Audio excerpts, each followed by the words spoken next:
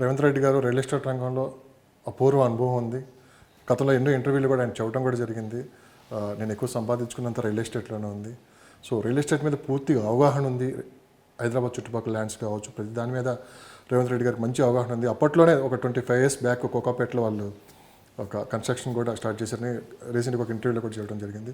So దీని మీద పూర్తిగా అవగాహన ఉంది కాబట్టి రేపు రియల్ ఎస్టేట్లో హైదరాబాద్ రియల్ ఎస్టేట్కి మంచి డిమాండ్ కూడా ఉంటుంది. రేట్లు కూడా మంచి రేట్స్ ఉంటాయని చెప్పి కూడా అంటున్నారు. అయితే ఈ సమయంలో ఏంటంటే రేట్లు తగ్గొచ్చా పెరగొచ్చా, వాళ్ళు తీసుకున్న నిర్ణయాలు బట్టి ఉంటాయని చెప్పి కూడా కొంత కన్ఫ్యూజ్ వాతావరణంలో ఉన్నారు. మీరు ఒక మాట కూడా అన్నారు, ఒక 2 months వెయిట్ చేయాలి, వెయిట్ చేసిన తర్వాతే మనం నెక్స్ట్ ఏం జరగబోతుంది, నెక్స్ట్ పార్లమెంట్ ఎన్నికలు ఉన్నాయి, ఆ రిజల్ట్ వచ్చిన తర్వాత కూడా ఒకసారి వేగం పెంచుకునే అవకాశం ఉంది.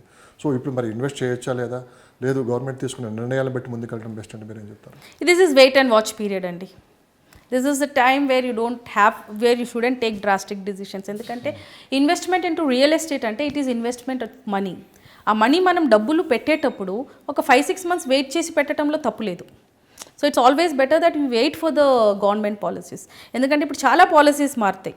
ఓకే, ఇప్పుడు హెచ్ఎండిఏ గురించి మాట్లాడుకుంటాం. ఎందుకంటే బికాస్ రియల్ ఎస్టేట్ అంటేనే హెచ్ఎండిఏ హైదరాబాద్లో. ఓకే, 2008లో హెచ్ఎండిఏ వాజ్ లాంచ్డ్.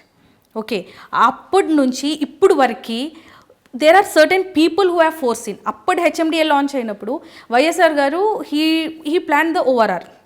ఓకే, ఇప్పుడు లాస్ట్ 9.5 years అంటే ఆల్మోస్ట్ 10 years గవర్నమెంట్ని చూస్తే మీరు ఈ హెచ్ఎండిఏని ఏ రకంగా ఎక్స్పాండ్ చేయొచ్చు అనేది వాళ్ళు మ్యాక్సిమం బెనిఫిట్ తీసుకున్నారు. They have actually contributed also for the development. Okay, so ఈ హెచ్ఎండిఏలో ఇప్పుడు మనకి హెచ్ఎండిఏలో maximum benefit what we're utilising is the road connectivity. ఈ న్యూ రోడ్స్ కానీ ఫ్లైఓవర్స్ కానీ ఏదైతే ఉన్నాయో ఇవంతా మనకి ఒకప్పుడు హెచ్ఎండిఏ ప్లాన్ చేసినప్పుడే ఉంది. కానీ who implemented it? Okay, the previous government implemented it. అది ఆల్మోస్ట్ ఒక 70 to 75% వరకు మనకి హెచ్ఎండిఏలో ఏదైతే ఉందో ద మాస్టర్ ప్లాన్లో ఆల్మోస్ట్ మనకు అది we can see it physically now. ఇప్పుడు చూసే మీరు నానక్రామ్ గూడ కానీ, కోకాపేట్ కానీ, నియోపోలిస్ కానీ ఇవన్నీ అదే expansion. So basically if you talk about the development, ఇప్పుడు I give you one example. NIMS was announced in 2008. Okay, it's a central government project. It is almost 15,000 acres project NIMS జహీరాబాద్లో ఏదైతే వస్తుందో. కానీ అది who brought it on the ground? The previous government. ఎందుకంటే అప్పుడు Congress government was in power, కానీ they couldn't pool the land for the project. ఒక రకంగా చూస్తే the leader of the party గట్టిగా ఉంటే మనకి పాలసీస్ ఇంప్లిమెంటేషన్ ఈజీగా ఉంటుంది. సో ఇప్పుడు కూడా మనకి based on the leader, his qualification, his previous experiences. ఇప్పుడు మీరు అన్నట్టు రేవంత్ రెడ్డి గారికి ఆల్రెడీ రియల్ ఎస్టేట్ ఎక్స్పీరియన్స్ ఉంది. He was one of the masters in those days. Okay, so if is going to implement those experience in to the present situation, then definitely we might make another 100% అదేమంటారు development అవ్వచ్చు, చెప్పలేము. మిమ్మల్ని ఎందుకు అడిగానంటే election ముందు పెద్ద ఎత్తున చర్చ జరిగింది.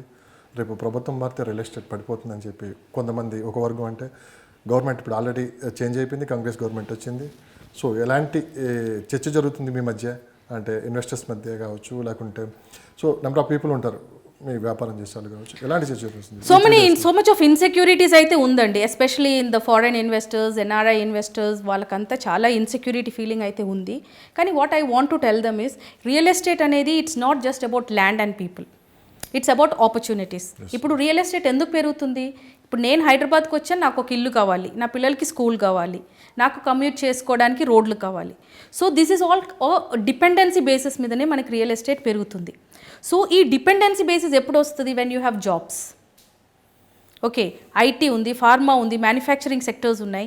సో ఇవన్నీ డెవలప్ అయితేనే మనకి రియల్ ఎస్టేట్ డెవలప్ అవుతుంది. సో ఆల్రెడీ మనకి maximum companies have invested in Hyderabad. So ఇప్పుడు ఇన్వెస్ట్ చేసిన వాళ్ళు గవర్నమెంట్ మారింది అని సర్దుకొని అయితే పోరు.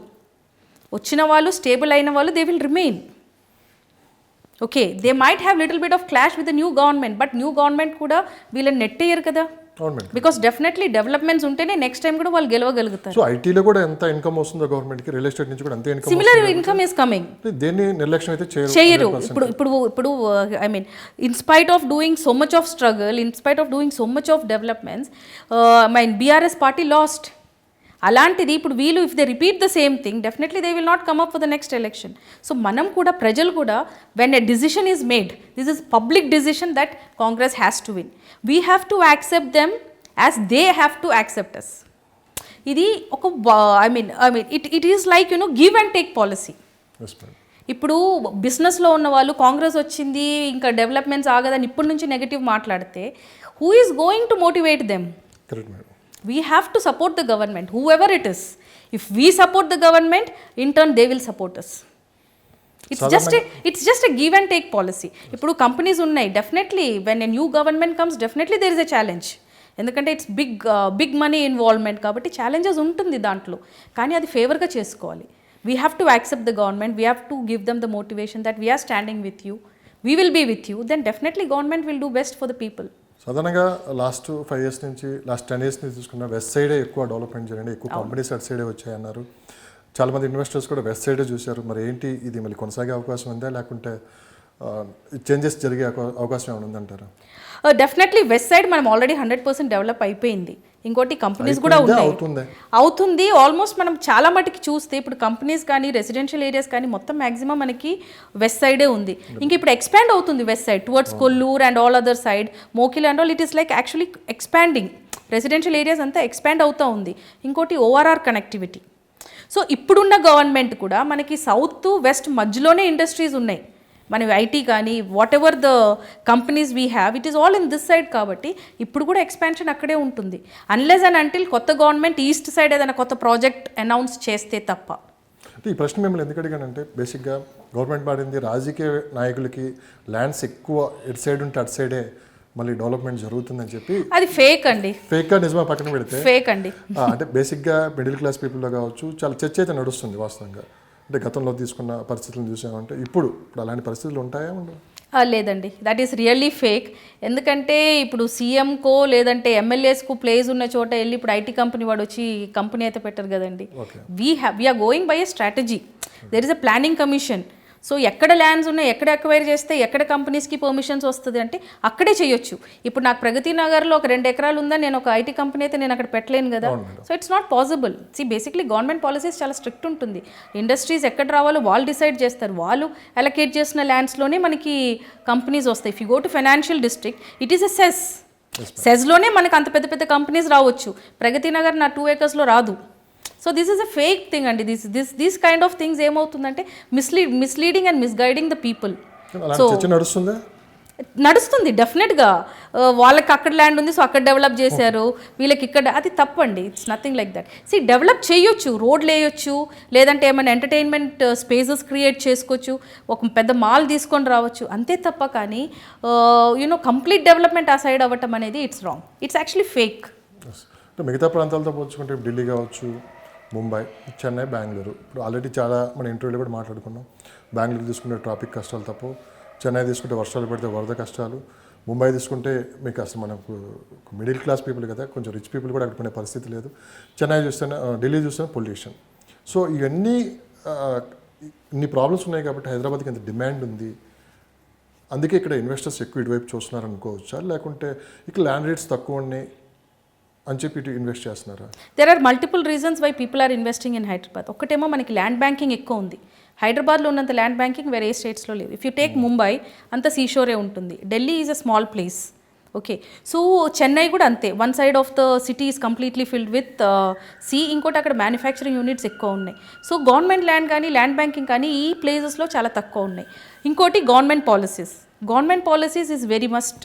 ఒక ఏరియా డెవలప్ అవ్వాలంటే ఇవన్నిటితో పోల్చుకుంటే Hyderabad is one such place where the government from day 1, అది ఏ గవర్నమెంట్ అయినా irrespective of any government, we have accepted outsiders. If I tell you one example, if you go to కేరళలో ఒక industry పెట్టాలంటే చాలా difficult. ఎందుకంటే అక్కడ government policies are not in favour of the public.